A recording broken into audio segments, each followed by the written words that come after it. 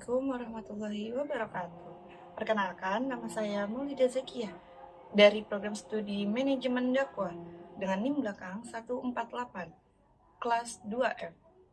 Di sini, saya ingin memaparkan materi dari mata kuliah hadis dengan judul Menjaga Alam, Flora, dan Fauna.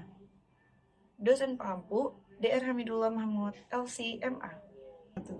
Puji syukur kita panjatkan kehadirat Allah Subhanahu wa Ta'ala yang telah menciptakan alam semesta beserta seluruh isinya dengan sempurna. Salawat serta salam semoga senantiasa tercurahkan kepada Nabi Muhammad SAW, keluarga, sahabat, serta seluruh umatnya hingga akhir zaman. Pada kesempatan kali ini, saya ingin memaparkan materi hadis kelompok 7 yang mengangkat tema menjaga alam, meliputi aspek flora dan fauna. Tema ini sangat relevan dengan kehidupan kita sehari-hari, karena Islam mengajarkan bahwa menjaga lingkungan hidup adalah bagian dari tanggung jawab seorang muslim. Hadis yang pertama dibahas, Bismillahirrahmanirrahim. An Abi Hurairah radhiyallahu anhu qol ittaqul la'anaini. Qalu, wa mal la'anaini ya Rasulullah? Qala allazi yatakhala fi tariqin nas aw fi dhillihim. Rawahu Muslim. Dari sahabat Abu Hurairah radhiyallahu anhu, beliau meriwayatkan bahwa Rasulullah SAW bersabda, waspadalah dengan dua orang yang terkena laknat. Para sahabat pun bertanya, siapakah dua orang yang terkena laknat tersebut, wahai Rasulullah? Beliau menjawab, orang yang membuang hajat di tempat orang lalu lalang atau di tempat mereka bernaung. Hadis ini diriwayatkan oleh Imam Muslim. Hadis ini secara tegas melarang umat Islam untuk membuang hajat di tempat-tempat yang digunakan oleh masyarakat umum. Dua tempat yang disebutkan secara khusus adalah, yang pertama, Thariqin Nas, yakni jalan atau tempat yang biasa dilewati orang banyak.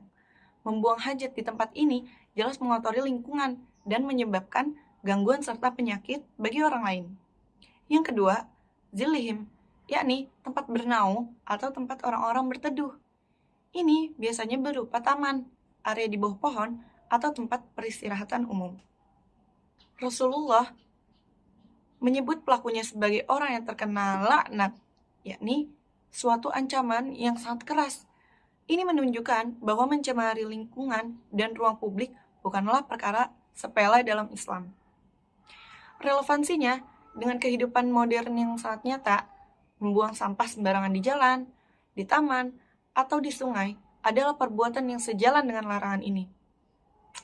Islam mendorong setiap muslim untuk menjaga kebersihan lingkungan sebagai bagian dari iman, karena an-nazafatu minal iman, yang artinya kebersihan adalah sebagian dari iman. Membahas hadis yang kedua, Bismillahirrahmanirrahim. An Abdillah ibni Umar radhiyallahu anhuma anna Rasulullah sallallahu alaihi wasallam qala uzibat imra'atun fi haratin habasatha hatta matat ju'an fadakhalat fihan nar. Yang artinya, sahabat mulia Abdullah bin Umar radhiyallahu anhuma, beliau menceritakan bahwa Rasulullah SAW bersabda, ada seorang wanita yang disiksa disebabkan mengurung seekor kucing hingga mati kelaparan. Lalu wanita itu pun masuk neraka. Hadis ini tercatat dalam Sahih Bukhari. Hadis ini sangat menggentarkan hati. Seorang wanita masuk neraka bukan karena dosa-dosa yang besar, biasa yang kita bayangkan, tetapi karena menyiksa seekor kucing. Mengapa ancamannya sedemikian rupa? Ada beberapa pelajaran penting yang dapat kita ambil. Yang pertama, hewan adalah makhluk Allah yang memiliki hak untuk hidup. Ketika seseorang memelihara hewan, ia telah mengambil tanggung jawab atas keselamatan dan kebutuhan hewan tersebut. Mengurungnya tanpa memberikan makan dan minum adalah bentuk kezaliman. Yang kedua, dalam riwayat yang senada, Rasulullah juga menyebutkan bahwa wanita itu tidak memberikan makan kepada kucing tersebut dan tidak juga melepaskannya agar bisa mencari makan dari serangga ataupun binatang kecil dari tanah. Ini menunjukkan betapa rincinya Islam dalam mengatur hubungan manusia dengan hewan.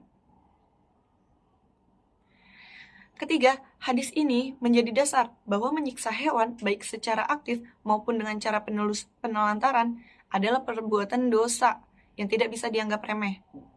Dalam konteks modern, hadis ini melarang segala bentuk eksploitasi hewan secara kejam. perdagangan ilegal satwa liar yang berujung pada penderitaan hewan, penelantaran hewan peliharaan, uji coba hewan yang menyebabkan penderitaan berlebih pada hewan.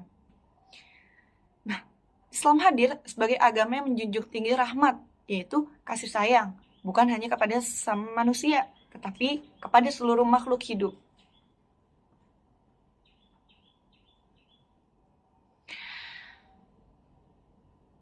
Dari dua hadis yang telah kita bahas, terdapat benang merah yang sangat jelas, yaitu Islam adalah agama yang peduli terhadap kelestarian alam dan kesejahteraan makhluk hidup. Setidaknya ada 3 hikmah besar yang dapat kita petik. Hikmah yang pertama, Islam melarang pencemaran lingkungan. Larangan buang hajat di tempat umum mengajarkan kita bahwa setiap muslim wajib menjaga kebersihan lingkungan. Membuang limbah sembarangan, mencemari sungai, atau mengotori fasilitas umum bertentangan dengan ajaran Islam. Hikmah kedua, Islam mewajibkan perlindungan terhadap hewan. Kisah wanita yang masuk neraka karena menyiksa kucing menunjukkan bahwa hewan pun memiliki hak yang harus dipenuhi.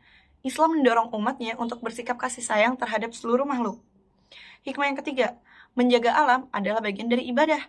Ketika seorang muslim menjaga lingkungan, merawat hewan, dan tidak merusak alam, ia sejatinya sedang menunaikan amanah sebagai khalifah di bumi. Demikianlah pembahasan kita mengenai hadis tematik ke-7 tentang menjaga alam, baik flora maupun fauna. Semoga dua hadis yang telah kita kaji tadi, hadis riwayat Muslim dan hadis riwayat Bukhari, dapat menjadi pengingat bagi kita untuk senantiasa menjaga lingkungan dan menyayangi sesama makhluk hidup. Islam bukan hanya agama ritual, tetapi agama yang komprehensif, mengatur hubungan manusia dengan Tuhannya, dengan sesama manusia, dan dengan alam semesta. Marilah kita jadikan ajaran-ajaran Nabi Muhammad SAW sebagai pedoman hidup kita, termasuk dalam hal menjaga dan melestarikan alam ini. Semoga ini bermanfaat dan menjadi ladang kebaikan untuk kita. Wabillahi taufik wal hidayah. Wassalamualaikum warahmatullahi wabarakatuh.